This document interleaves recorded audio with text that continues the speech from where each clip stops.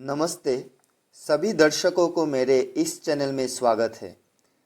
इस चैनल का मुख्य उद्देश्य दर्शकों को होम्योपैथी चिकित्सा पद्धति के बारे में जानकारी देना है, जो आज दुनिया भर में बीमारियों को ठीक करने के लिए व्यापक रूप से उपयोग की जाती है।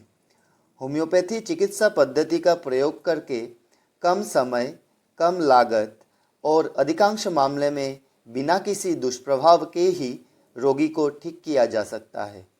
आज के वीडियो में मैं दो बहुत महत्वपूर्ण विषय पर चर्चा करूंगा। एक है होम्योपैथी उपचार प्रणाली को समझने के लिए सभी समय की सर्वश्रेष्ठ पुस्तकों के बारे में, और दूसरी बात जिस पर मैं चर्चा करूंगा वो है होम्योपैथी दवाओं के कुछ स्रोतों के बारे में, यानी कहाँ से होम्यो दवाएं प्रस्तुत की जाती हैं। चाहे एलोपैथी हो, आयुर्वेद हो, होम्योपैथी हो या कोई भी इलाज हो, हर इलाज अपनी जगह बहुत बड़ी चीज़ है, जैसे कह सकते हैं एक एक महासागर। लेकिन समय समय पर कई डॉक्टरों या कई लेखकों ने चिकित्सा प्रक्रिया को समझने के लिए अलग अलग समय पर अलग अलग किताबें लिखी हैं और अब भी लिख रहे हैं। इस होम्योपैथी उपचार पद्धति को समझने के लिए कई डॉक्टरों और कई लेखकों ने अलग अलग समय पर अलग अलग किताबें लिखी हैं और अब भी लिख रहे हैं। लेकिन जब भी हमारे मन में यह सवाल उठता है कि किस तरह की किताब से हम होम्यो उपचार पद्धति को आसानी से समझ सकते हैं और किन किन लेखकों के पुस्तकों को खरीद लेने से हमें ये उपचार पद्धति को समझने में अधिक सुविधा होगी, इन सभी सवालों के समाधान के लिए मैं आपके लिए आज का वीडियो लेकर आया हूँ। होम्यो उपचार पद्धति को समझने के लिए कैसे आगे बढ़े, मैं समय समय पर जो वीडियो अपलोड करता हूँ वे आपकी मदद तो करेंगी, लेकिन यह उपचार पद्धति को ठीक से और गहराई से समझने के लिए वीडियो के साथ साथ आपके पास ये 4 प्रकार की किताबें भी होनी चाहिए।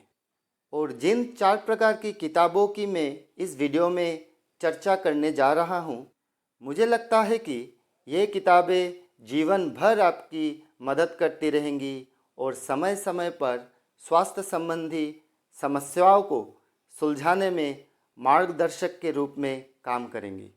पहली पुस्तक जो आपके पास होनी चाहिए और यहाँ तक कि सभी होम्यो चिकित्सक अपने पास रखते हैं, जिसे समझने के लिए एक व्यक्ति को कोई बड़ी डिग्री की आवश्यकता नहीं है, वो पुस्तक है मैटेरिया मेडिका। मैटेरिया मेडिका एक ऐसी पुस्तक है जिसमें होम्यो चिकित्सा में उपयोग की जाने वाली दवाओं के साथ साथ दवाओं को मनुष्यों में प्रयोग करने के बाद देखे जाने वाले मानसिक और शारीरिक लक्षणों का भी वर्णन है। इस पुस्तक के बिना होम्यो चिकित्सा और चिकित्सा से जुड़े दवाओं के प्रयोग को समझना लगभग असंभव है। डॉक्टर हैनीमैन ने स्वयं अपने जीवनकाल में 99 औषधियाँ सिद्ध की और जुलाई 1843 में जब वे 100वीं औषधि पर काम कर रहे थे तब उनका निधन हो गया। फिर एक के बाद एक कई अन्य अदम्य व्यक्तियों ने भी अपनी दवाएं सिद्ध की, जैसे डॉक्टर हेरिंग ने हमें लेकेसिस और क्रोटेलस हॉरिडस, डॉक्टर स्टफ ने हमें क्रोकस सटीवा, कोल्चिकम आदि प्रसिद्ध औषधियाँ दी, डॉक्टर बर्ट ने हमें डिस्कोरिया विलोसा दिया, डॉक्टर स्मिथ ने इक्विसेटम इत्यादि दवाएं सिद्ध की। यह पुस्तक प्रकृति के नियमों, सही अवलोकनों, सही व्याख्याओं और सही निष्कर्षों पर आधारित है, इसीलिए यह आज भी अपरिवर्तित है और हमेशा रहेगा। दूसरी किताब जो मैं आपको बताऊंगा वो है ऑर्गेनन ऑफ होम्यो मेडिसिन्स। इसके द्वारा आप उन सिद्धांतों और नियमों को जान पाएंगे जिनको अनुसरण करके यह उपचार का प्रयोग की जाती है। ऑर्गेनन ऑफ होम्यो मेडिसिन स्वयं डॉक्टर हैनीमैन के द्वारा लिखित पुस्तक है। यह पुस्तक बहुत ही मूल्यवान पुस्तक है जो मुझे लगता है कि होम्योपैथी चिकित्सा में रुचि रखने वाले प्रत्येक व्यक्ति के पास होनी चाहिए। तीसरी प्रकार की पुस्तक है होम्यो रिपोर्टरी। यह पुस्तक भी सभी होम्यो चिकित्सकों के पास होती है और यह पुस्तक एक चिकित्सक को शीघ्र और सटीक दवा का चयन करने में मदद करती है।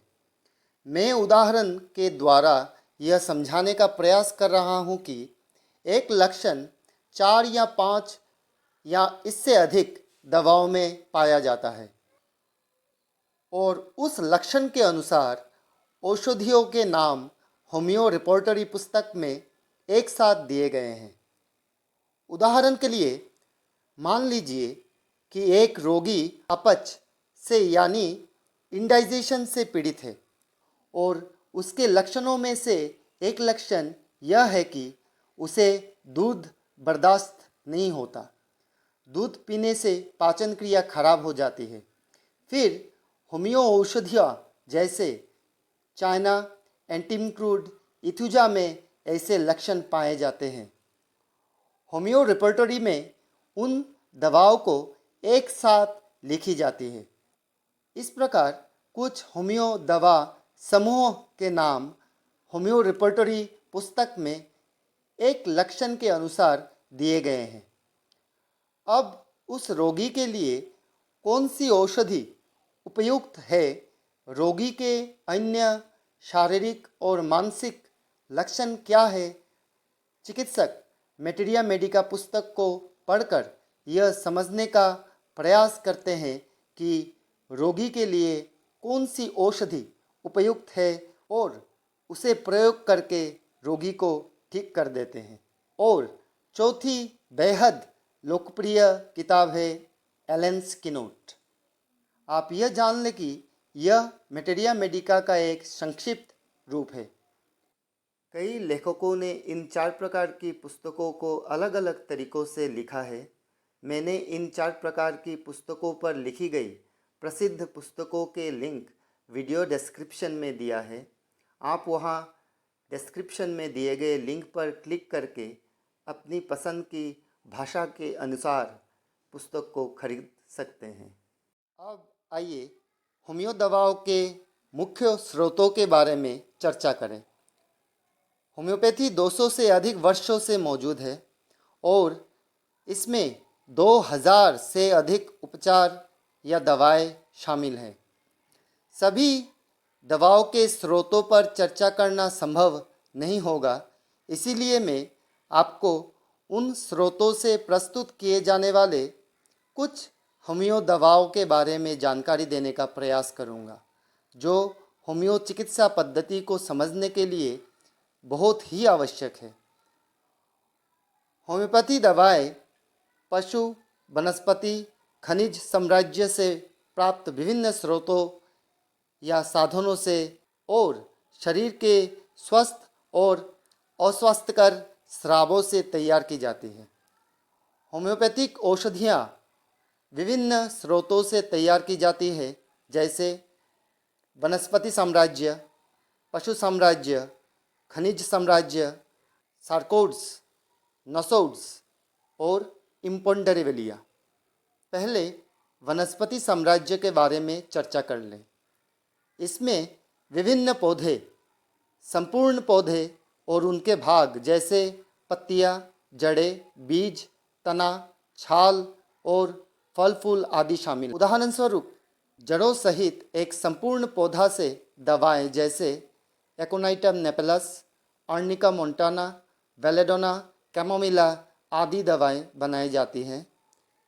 बिना जड़ों वाला संपूर्ण पौधा से जैसे अल्फाल्फा, लोबेलिया इन्फ्लाटा, ओसिमाम सैंक्टम इत्यादि। जड़ से उदाहरण के लिए ब्राउनिया एल्वा, रोवाल्फिया सर्पेंटिना, ओरम ट्रिफाइलम इत्यादि। तने से साबिना, संशोधित तना या राइजोम से जैसे हेलिबोरस नाइजर, हाइड्रास्टिस, डिस्कोरिया विलोसा, जेलिसिमियम इत्यादि। छाल से जैसे सिंकोना ऑफिसिनालिस, जड़ की छाल से औषधियाँ जैसे डेप्टिशिया टिंक्टोरिया, वर्वारिस वल्गारिस इत्यादि। पत्तियों से प्रस्तुत औषधियाँ जैसे एब्रोटेनम, कैनेबिस इंडिका, डिजिटलिस पार्पुरिया इत्यादि। फलों से प्रस्तुत दवाएं जैसे एग्नस कैस्टस, एस्क्युलस हिप्पोकैस्टेनम, कैप्सिकम कोलोसिंथिस इत्यादि। बीजों से एवेना सतीवा, कोकुलस इंडिका, कोफिया नक्सभूमिका इत्यादि। कवक यानी फंगी से जैसे बोविस्ता। पत्ते, फल या बीजों के रस से एलोसेकोट्रिना, एनाकार्डियम ओरिएंटल, ओपियम इत्यादि औषधियाँ बनाई जाती हैं। अब पशु साम्राज्य से प्रस्तुत कुछ दवाओं के बारे में चर्चा कर लें। औषधियाँ जो आमतौर पर जानवरों या उनके स्राव या पदार्थों से प्राप्त होती है, जिनमें विभिन्न प्रकार के कीड़े, जू, मक्खियाँ, केकड़े, सांप इत्यादि शामिल है। संपूर्ण पशु उनके शरीर का कोई भाग या स्राव, दूध, लार, विष आदि का उपयोग औषधियाँ बनाने में किया जाता है। पशु साम्राज्य से प्राप्त दवाएं जैसे एपिस मेलिफिका शहद मधुमक्खी से, ब्लाटा ओरिएंटलिस भारतीय कॉकरोच से, मेडुसा जीवित जली मछली से, फॉर्मिका लाल चींटी से, कैंथारिस स्पेनिश मक्खी से इत्यादि। जानवरों के अलग अलग अंग स्राव से तैयार किए जाने वाली दवाएं जैसे कंकाल से स्पोंजिया टोस्टा इत्यादि, शेल से कैलकेरिया कार्ब, दूध और दूध से बने उत्पाद दवाएं जैसे लेक्केनियम जो कुत्ते का दूध से प्रस्तुत की जानी दवाएं हैं, लेक्फेलिनम जो बिल्ली का दूध से, लेक्वेसिनम गाय का दूध से प्रस्तुत की जाने वाली दवाएं हैं। अब खनिज साम्राज्य से प्रस्तुत की जाने वाले दवाओं के बारे में आलोचना कर ले। धातु से प्रस्तुत दवाएं जैसे एल्यूमिनियम, आर्जेंटम मेटालिकम चांदी से प्रस्तुत की जाती है, ओरम मेटालिकम सोना से प्रस्तुत की जाती है, फेरम जो लोहा से प्रस्तुत की जाती है, जिनम जो जिंक से प्रस्तुत की जाती है इत्यादि। गैर धातु से प्राप्त दवाएं जैसे क्लोरीन, आयोडीन, फास्फोरस, सल्फर आदि। खनिज पदार्थ से जैसे माइका, सिलिका आदि। नमक से जैसे नेट्रम कार्ब, कैलिकार्ब आदि। खनिज तेल से जैसे पैराफिन, पेट्रोलियम आदि औषधियाँ प्रस्तुत की जाती हैं। अब सार्कोड्स के बारे में आलोचना कर लें। सार्कोड्स की दवाएं मनुष्य और जानवरों के स्वस्थ स्रावों से तैयार की जाती हैं। इन स्वस्थ स्रावों में मुख्य रूप से अंतस्रावी ग्रंथियां द्वारा स्राव शामिल होते हैं। अंतस्रावी ग्रंथियां सीधे रक्त में हार्मोन का स्राव करती हैं, जो शरीर के सभी हिस्सों में ले जाए जाते हैं, जहां वे जीव के कई अंदरूनी कार्यों को नियंत्रित करते हैं। उदाहरण के लिए थायरोडिनियम दवा भेड़ या बछड़े की थायराइड ग्रंथि से तैयार की जाती है। पिट्यूटोरम पोस्टेरियम दवा भेड़ की पिट्यूटरी ग्रंथि के पिछले भाग से तैयार की जाती है। इंसुलिन एक अग्नाशयी हार्मोन जो शरीर में शर्करा यानी शुगर को नियंत्रित करता है। एड्रेनालाइन अधिवृक्क ग्रंथि द्वारा निर्मित एक हार्मोन से प्रस्तुत की जाने वाली एक दवा है।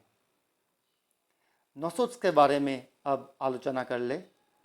नोसोड्स किसी रोगग्रस्त रोगी के किसी भी स्राव या उत्पाद या पदार्थ से उत्पन्न होने वाली दवाएं हैं।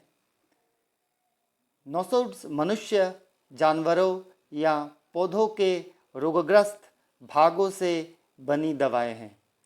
उदाहरण के लिए पशुओं के रोगग्रस्त उत्पाद से जैसे एंथ्रासिनम, मेलांड्रिनम, लाइसिन, एम्ब्राग्रेसिया, इत्यादि दवाएं मानव रोग उत्पादों से जैसे ट्यूबरकुलिनम, सोरिनम इत्यादि दवाएं प्रस्तुत की जाती हैं। अब होम्यो दवा के और एक विशेष स्रोत इम्पोन्डेरिवेलिया के बारे में आलोचना कर लें। इम्पोन्डेरिवेलिया उन चीज़ें या पदार्थ हैं जिनका कोई वज़न नहीं होता है। उनमें शक्ति यानी एनर्जी होती है और उस शक्ति को स्रोत बनाकर होम्यो दवाएं बनाई जाती हैं। वे प्राकृतिक या कृत्रिम हो सकते हैं। उदाहरण के लिए प्राकृतिक स्रोत जैसे सूरज की किरणों से सोल दवा प्रस्तुत की जाती है। चुंबक के शक्ति से मैग्नेटिस पॉलीएम्बो इत्यादि दवाएं प्रस्तुत की जाती हैं। कृत्रिम इम्पोन्डेरिवेलिया स्रोत जैसे एक्सरे, इलेक्ट्रिसाइटस इत्यादि दवाएं प्रस्तुत की जाती हैं। मैं आशा करता हूँ कि आप दोनों विषयों के बारे में समझ गए होंगे और मैं दर्शकों से अनुरोध करूँगा कि वे इस चैनल पर मेरा पिछला दिए गए वीडियो को देखें। होम्योपैथी क्या है और होम्योपैथी से कैसे एक मरीज़ ठीक हो उठता है। इससे आपको आज के वीडियो की विषयों को समझने में मदद मिलेगी, विशेष रूप से होम्यो के सर्वश्रेष्ठ पुस्तकों को समझने में। एक और बात जो मैं कहना चाहता हूँ वह यह है कि यदि आप वीडियो से लाभान्वित हो रहे हैं या आपको लगता है कि आप इस चिकित्सा से जुड़े नए कुछ जान पा रहे हैं और नए वीडियो पोस्ट होने के तुरंत बाद ही वीडियो को देखना चाहते हैं तो कृपया चैनल को सब्सक्राइब करके रखें। चैनल के साथ बने रहिएगा। आज के लिए बस इतना ही। स्वस्थ रहें। धन्यवाद।